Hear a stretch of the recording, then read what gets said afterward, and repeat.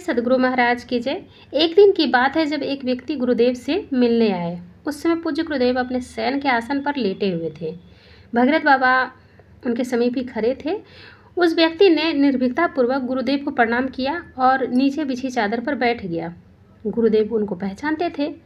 उनको बैठा हुआ देखकर भगीरथ बाबा से बोले गुरुदेव कि इनको प्रणाम किया, इनको प्रणाम करो, ये खिरहरी हैं। तो भगीरथ बाबा ने झट चरण छू के प्रणाम किया और उन्हीं आदमी के सामने बैठकर भगीरथ बाबा उनसे ही पूछने लगे कि खिरहरी किसको कहते हैं। तो वे बोले जो कम से कम 7 बार केवल खीर का ही भोज करते हैं वे खिरहरी कहलाते हैं।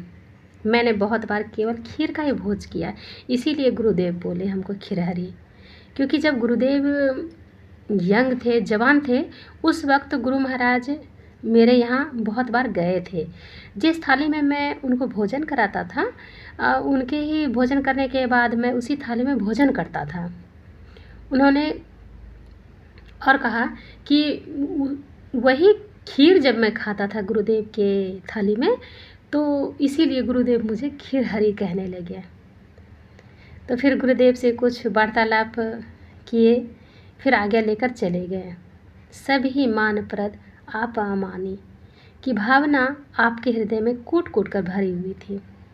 ये सबको आप सबको सम्मान देते थे। ये तो कभी कभी सामने में बैठे हुए व्यक्ति को देखकर या किन्हीं का नाम लेकर कह देते थे कि वे तो हमसे भी बेसी जानते हैं। सबको सम्मान देना आपका सहज स्वभाव था।